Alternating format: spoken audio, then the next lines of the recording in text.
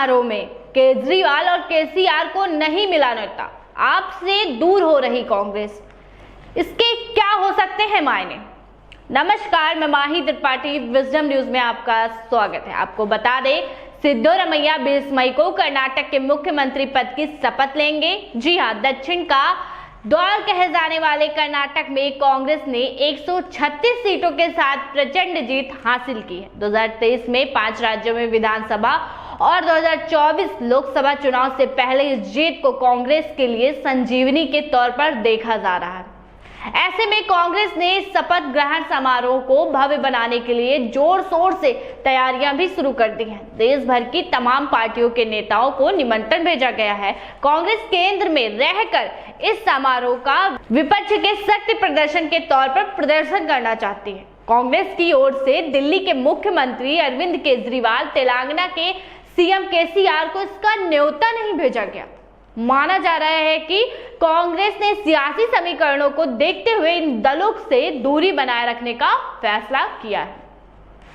कर्नाटक में कांग्रेस की इस जीत ने न सिर्फ बीजेपी को सत्ता से बेदखल किया है, बल्कि देश भर में अपने कार्यकर्ताओं और समर्थकों में जोश भरने का काम भी किया है। माना जा रहा है कि यह जीत 2024 के लोकसभा चुनाव से पहले कांग्रेस नेताओं में ऊर्जा भरने का भी काम करेगी। कांग्रेस सिद्धोरमैया के शपथ ग्रहण समारोह को भव्य बनाकर विपक्षी एकता का भी संकेत देना चाहती है। अब आपको बता दें कि कांग्रेस ने इन नेताओं को भेजा है निमंत्रण। सबसे पहले आपको बता दें कि बिहार के सीएम नीतीश कुमार, तो वहीं बिहार के डिप्टी सीएम तेजस्वी यादव, तमिलनाडु के सीएम एमके स्टालिन, झारखंड के सीएम हेमंत सोरेन, पीडीपी प्रमुख महबूबा मुफ्ती, सीपीआई के महासचिव डी राजा, सीपीआई के महासचिव सीताराम येचुरी, बंगाल की सीएम ममता बनर्जी, सपा अध्यक्ष अखिलेश यादव, एनसीपी प्रमुख शरद पवार, महाराष्ट्र के पूर्व सीएम उद्धव ठाकरे, अभिनेता और एमएनएस प्रमुख कमल हसन को निमंत्रण भेजा है। अब आपको बताएंगे कि किन नेताओं को निमंत्रण नहीं भेजा गया है। जी हां, दिल्ली के मुख्यमंत्री अरविंद केजरीवाल को निमंत्रण नहीं भेजा गया है। तो वहीं तेलंगाना के सीएम केसीआर, केरल के मुख्यमंत्री पी विजयन, आंध्र प्रदेश के सीएम जगनमोहन रेड्डी, ओडिशा के सीएम नवीन पटनायक को निमंत्रण नहीं भेजा गया है। अब हम 7 पॉइंट्स में समझेंगे निमंत्रण न भेजने के सियासी समीकरण। सबसे पहला है, दिल्ली में आपने कांग्रेस को शिखर से शून्य पर पहुंचाया। जी हां, कांग्रेस ने दिल्ली के मुख्यमंत्री अरविंद केजरीवाल को शपथ ग्रहण समारोह में शामिल होने का न्योता नहीं भेजा।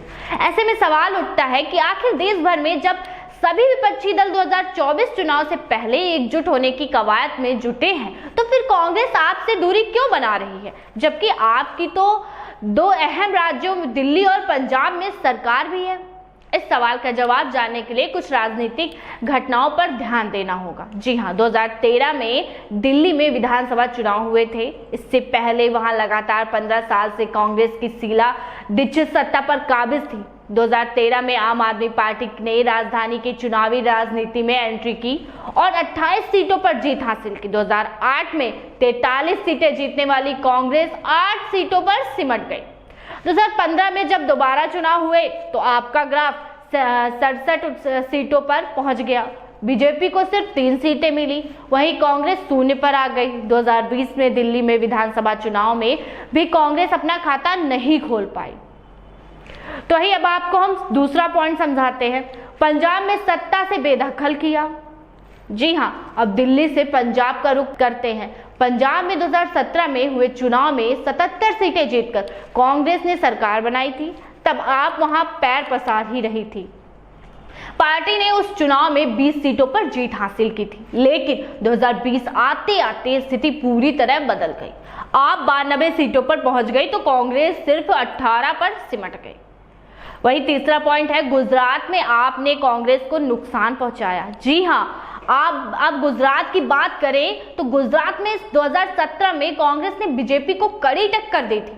तब बीजेपी 99 सीटों के साथ सत्ता में आई थी, जबकि कांग्रेस ने 77 सीटों पर जीत हासिल की थी। लेकिन 2022 में आम आदमी पार्टी ने भी गुजरात में ताल ठोकी।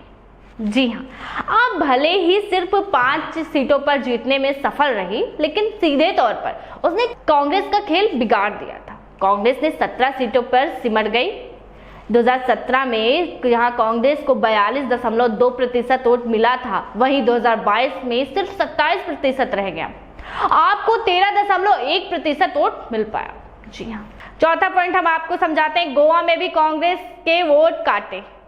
इस तरह आम आदमी पार्टी ने 2022 गोवा विधानसभा चुनाव में भी 2 सीटों पर अपना कब्जा जमाया। इतना ही नहीं, पार्टी को 6.8% वोट भी मिले। आपने अन्य राज्यों की तरह भी गोवा में भी कांग्रेस ने वोट बैंक में सेंधमारी करके ही अपना राजनीतिक आधार खड़ा किया।